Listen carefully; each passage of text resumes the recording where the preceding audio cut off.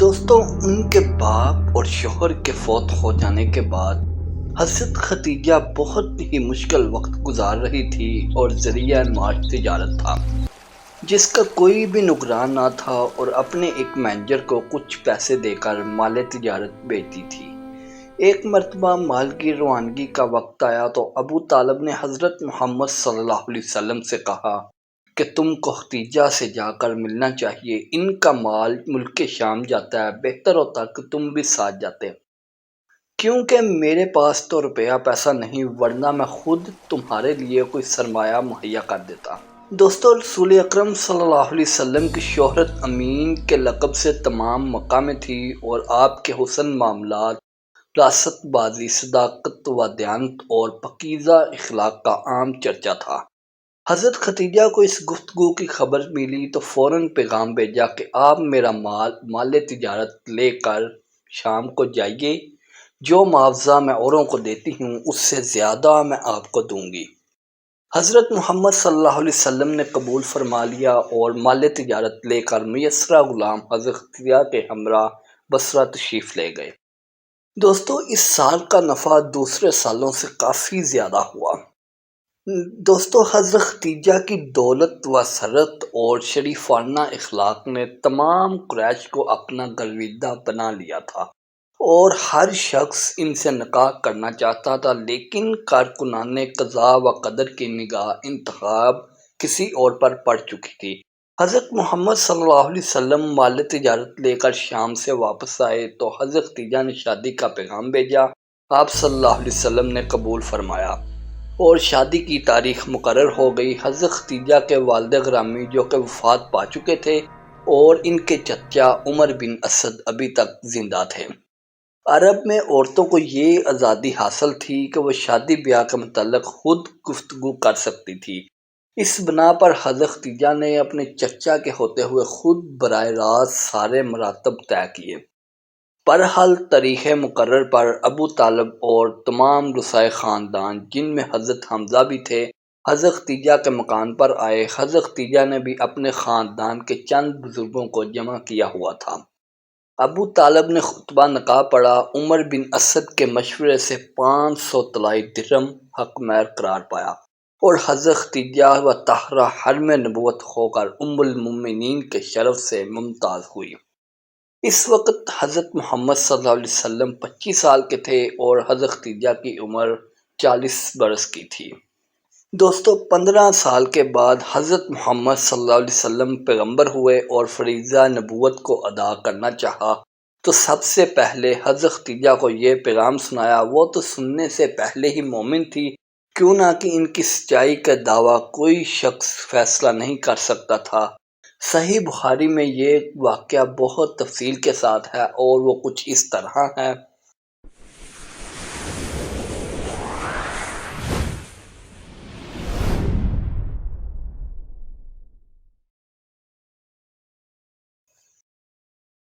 حضرت عائشہ کہتی ہیں کہ حضرت محمد صلی اللہ علیہ وسلم پر وحی کی ابتدا روئے صادق کی طرح ہوئی۔ آپ جو کچھ بھی خواب میں دیکھتے وہ صبح کی طرح نمودار ہو جاتا۔ اس کے بعد آپ صلی اللہ علیہ وسلم خلوت گزیر ہو گئے، چنانچہ کھانے پینے کا سامان لے کر غار حرا تشریف لے جاتے اور وہاں تخت یعنی عبادت کرتے۔ جب سامان ختم ہو جاتا پھر حضرت خدیجہ کے پاس تشریف لاتے اور پھر واپس جا کر عبادت میں مصروف ہو جاتے، یہاں تک کہ ایک دن فرشتہ غیب نظر آیا کہ آپ سے کہہ رہا تھا پڑھ۔ آپ صلی اللہ علیہ وسلم نے فرمایا کہ میں پڑھا لکھا نہیں۔ اس نے زور سے دبایا، پھر مجھ کو چھوڑ دیا اور کہا پڑھ۔ میں نے پھر کہا کہ میں پڑھا لکھا نہیں، پھر اس نے دوبارہ زور سے دبایا اور چھوڑ دیا، کہا پڑھ۔ میں نے کہا میں پڑھا لکھا نہیں۔ اس طرح تیسری دفعہ دبا کر کہا پڑھ، اس خدا کا نام جس نے کائنات کو پیدا کیا، جس نے آدمی کو گوشت کے لوتھڑے سے پیدا کیا، پڑھ تیرا خدا کریم ہے۔ حضرت محمد صلی اللہ علیہ وسلم گھر تشریف لائے تو جلال الہی سے لربریز تھے۔ آپ صلی اللہ علیہ وسلم نے حضرت خدیجہ سے کہا کہ مجھ کو کپڑا اڑاؤ، مجھ کو کپڑا اڑاؤ۔ لوگوں نے کپڑا اڑایا تو ہیبت تھوڑی کم ہوئی۔ پھر حضرت خدیجہ کو سارا واقعہ بیان کیا اور کہا کہ مجھ کو ڈر ہے۔ حضرت خدیجہ نے کہا کہ آپ نہ ڈریں، خدا آپ کا ساتھ نہ چھوڑے گا، کیوں نہ کہ آپ صلہ رحمی کرتے ہیں، بے کسوں فقیروں کے مددگار رہتے ہیں، مہمانوں کی مہمان نوازی اور مصیبت زدہ کی مدد کرتے ہیں۔ پھر وہ آپ کو اپنے چچا زاد بھائی ورقہ بن نوفل کے پاس لے گئی، جو مذہباً تو نصرانی تھے، عربی زبان جانتے تھے اور عربی زبان میں انجیل لکھا کرتے تھے۔ اب وہ بوڑھے اور نابینا ہو گئے تھے۔ حضرت خدیجہ نے کہا کہ اپنے بھتیجے حضرت محمد صلی اللہ علیہ وسلم کی باتیں سنیں۔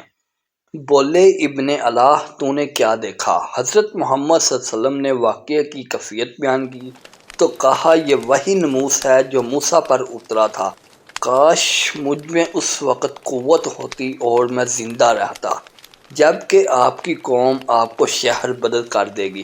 حضرت محمد صلی اللہ علیہ وسلم نے پوچھا کہ کیا یہ لوگ مجھے نکال دیں گے؟ ورقہ نے جواب دیا، ہاں، جو آپ پر اترا ہے جب کسی پر اترتا ہے تو لوگ اس کے دشمن ہو جاتے ہیں، اور اگر اس وقت تک میں زندہ رہا تو میں تمہاری وزنی مدد کروں گا۔ اس کے بعد ورقہ کا بہت جلد انتقال ہو گیا اور وہی کچھ دنوں کے لیے رک گئی۔ اس وقت تک نماز پنجگانہ فرض نہ تھی۔ حضرت محمد صلی اللہ علیہ وسلم نوافل پڑھا کرتے تھے۔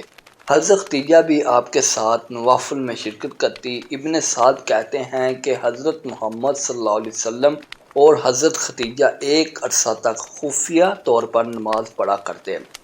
ایک دفعہ کا واقعہ مجھے یاد آتا ہے کہ حفیظ کندی سامان خریدنے کے لیے مکہ آئے اور حضرت عباس کے گھر میں رکے ہوئے تھے۔ صبح کے وقت ایک دن کعبہ کی طرف نظر پڑی، دیکھا کہ ایک نوجوان آیا اور آسمان کی طرف دیکھ کر قبلہ رخ ہو گیا۔ پھر ایک لڑکا اس کے داہنی طرف آ کر کھڑا ہوا، پھر ایک عورت دونوں کے پیچھے کھڑی ہوئی۔ نماز پڑھ کر یہ لوگ چلے گئے تو عفیف کندی نے حضرت عباس سے کہا کہ کوئی عظیم الشان واقعہ پیش آنے والا ہے۔ حضرت عباس نے جواب دیا، ہاں۔ پھر کہا، جانتے ہو یہ نوجوان کون ہے؟ یہ میرا بھتیجا محمد ہے اور دوسرا بھتیجا علی ہے، اور یہ محمد کی بیوی خدیجہ ہے۔ میرے بھتیجے کا خیال ہے کہ اس کا مذہب پروردگار عالم کا مذہب ہے اور وہ جو کچھ کرتا ہے اس کے حکم سے کرتا ہے۔ دنیا میں مجھے جہاں تک علم ہے اس خیال کے صرف یہی 3 شخص ہیں۔ دوستو، عقیلی اس روایت کو ضعیف سمجھتے ہیں، لیکن امام بخاری نے اسے اپنی تاریخ میں درج کیا ہے اور اسے صحیح کہا ہے۔ دوستو، حضرت خدیجہ نے صرف نبوت کی تصدیق ہی نہیں کی بلکہ آغاز اسلام سے پہلے حضرت محمد صلی اللہ علیہ وسلم کی سب سے بڑی معاون و مددگار بھی رہی ہیں۔ حضرت محمد صلی اللہ علیہ وسلم کو جو چند سال تک کفار مکہ اذیت دیتے ہوئے جاتے تھے، اس میں بڑی حد تک حضرت خدیجہ کے خاندان کا اثر تھا۔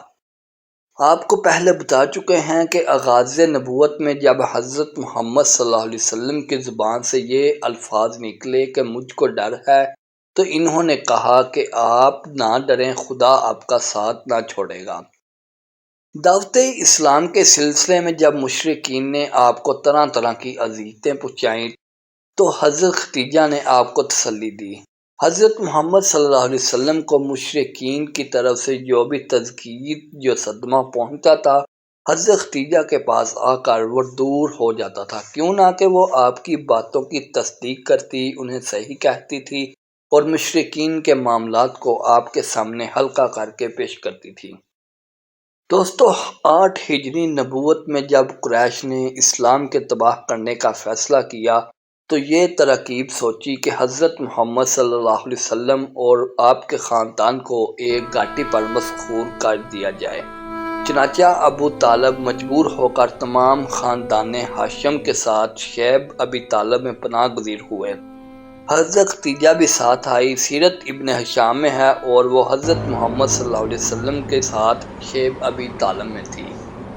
3 سال تک بنو ہاشم نے بہت ہی مشکل زندگی گزاری۔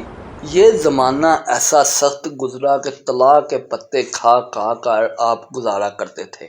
تاہم اس زمانے میں بھی حضرت ختیجہ کے خاندان سے کبھی کبھی کھانا پہنچ جاتا تھا۔ چنانچہ ایک دن حکیم بن اعظم نے، جو حضرت ختیجہ کا بھتیجا تھا، تھوڑے سے گہو اپنے غلام کے ہاتھ حضرت ختیجہ کے پاس بھیجے۔ راستے میں ابو جہل نے دیکھ لیا اور چھین لینا چاہا۔ اتفاق سے ابو الختری کہیں سے آ گیا۔ وہ اگرچہ کافر تھا، لیکن اس کو رحم آیا اور ابو جہل سے کہا کہ ایک شخص اپنی پھوپھی کو کھانے کے لیے کچھ بھیجتا ہے تو تم کیوں روکتے ہو؟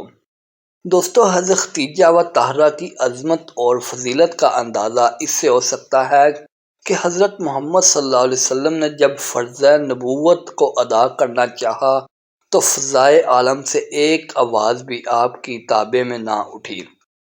کوہ ہرا، وادی عرفات، جبل فران، غرض تمام جزیرہ العرب آپ کی آواز پر ایک پیکر تصور بنے ہوئے تھے، لیکن اس عالمگیر خاموشی میں صرف ایک آواز تھی جو فضائے مکہ میں تموج پیدا کر رہی تھی، اور یہ آواز حضرت ختیجہ و طاہرہ کے قلب مبارک سے بلند ہو رہی تھی، جو اس ظلم کدہ کفر و ضلالت میں نوار الہی کا دوسرا تجلی گاہ تھا۔ دوستو، حضرت ختیجہ وہ مقدس خاتون ہیں جنہوں نے نبوت سے پہلے بت پرستی چھوڑ دی تھی۔ چنانچہ مسند ابن حنبل میں روایت ہے کہ حضرت محمد صلی اللہ علیہ وسلم نے حضرت ختیجہ سے فرمایا کہ میں کبھی لات و عزا کی پرستش نہ کروں گا۔ انہوں نے جواب دیا، آپ لات کو جانے دیجئے، عزا کو جانے دیجئے۔ یعنی ان کا کہنے کا مطلب یہ تھا کہ حضرت محمد صلی اللہ علیہ وسلم جب نبوت کی صدا بلند کی تو سب سے پہلے انہی نے اس پر لبیک کہا۔ حضرت محمد صلی اللہ علیہ وسلم اور اسلام کو ان کی ذات سے جو تقویت تھی وہ سیرت نبوی کے ایک ایک صفحات سے نمایاں ہے۔ دوستو، ابن ہشام میں ہے، وہ اسلام کے متعلق حضرت محمد صلی اللہ علیہ وسلم کی سچی مشیر کار تھی۔ حضرت محمد صلی اللہ علیہ وسلم سے ان کی جو محبت تھی وہ اس سے ظاہر ہے کہ باوجود وہ اتنی دولت و ثروت کے جو ان کو حاصل تھی، وہ خود حضرت محمد صلی اللہ علیہ وسلم کی خدمت کرتی تھی۔ چنانچہ صحیح بخاری میں روایت ہے کہ ایک مرتبہ حضرت جبرائیل علیہ السلام نے حضرت محمد صلی اللہ علیہ وسلم سے عرض کی کہ حضرت ختیجہ برتن میں کچھ لا رہی ہیں، آپ ان کو خدا کا اور میرا سلام دیجیے گا۔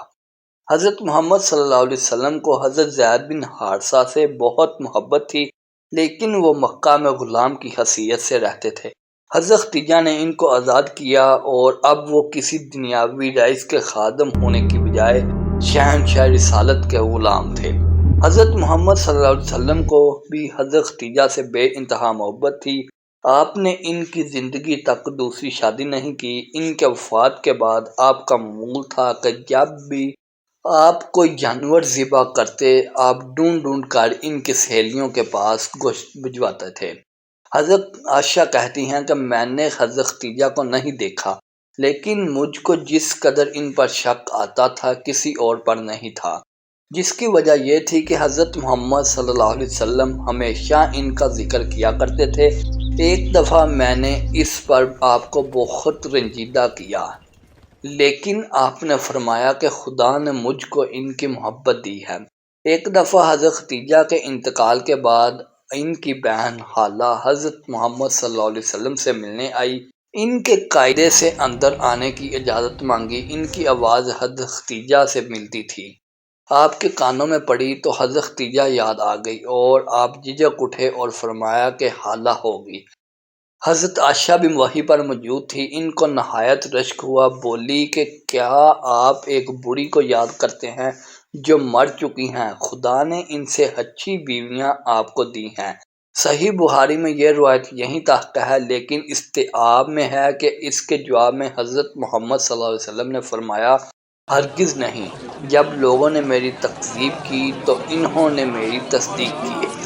جب لوگ کافر تھے تو وہ اسلام لائے۔ جب میرا کوئی معین و مددگار نہ تھا، انہوں نے میری مدد کی اور میری اولاد انہی سے ہوئی۔ دوستو، حضرت ختیجہ کے بارے میں بہت سی حدیثیں مروی ہیں، لیکن صحیح بخاری اور صحیح مسلم میں ہے، عالم میں افضل ترین عورت مریم اور ختیجہ ہیں۔ ایک مرتبہ حضرت جبرائیل علیہ السلام حضرت محمد صلی اللہ علیہ وسلم کے پاس بیٹھے ہوئے تھے۔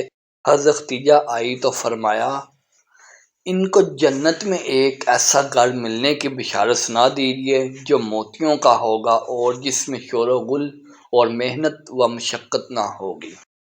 دوستو، حضرت خدیجہ نکاح کے بعد 25 برس تک زندہ رہی اور 11 رمضان 1090 ہجرت سے 3 سال قبل انتقال کیا۔ اس وقت ان کی عمر 64 سال 2 ماہ کی تھی، چونکہ نماز جنازہ ابھی تک فرض نہ تھی، اس لیے ان کی لاش اسی طرح دفن کر دی گئی۔ دوستو، حضرت محمد صلی اللہ علیہ وسلم خود ان کی قبر میں اترے اور اپنی سب سے بڑی غمسار کو دائی اجل کے سپرد کیا۔ حضرت خدیجہ کی قبر حجور میں ہے اور زیارت گاہ حلائق میں ہے۔ دوستو، حضرت خدیجہ کی وفات سے تاریخ اسلام میں ایک جدید دور شروع ہوا۔ یہی وہ زمانہ ہے جو اسلام کا سخت ترین زمانہ تھا اور خود حضرت محمد صلی اللہ علیہ وسلم اس سال کو عام الحزن یعنی کہ سال غم فرمایا کرتے تھے، چونکہ ان کے اٹھ جانے کے بعد قریش کو کسی شخص کا پاس نہ رہ گیا اور اب وہ نہایت بے رحمی اور بے باکی سے حضرت محمد صلی اللہ علیہ وسلم کو ستاتے تھے۔ اسی زمانہ میں آپ اہل مکہ سے نا امید ہو کر طائف تشریف لے گئے تھے۔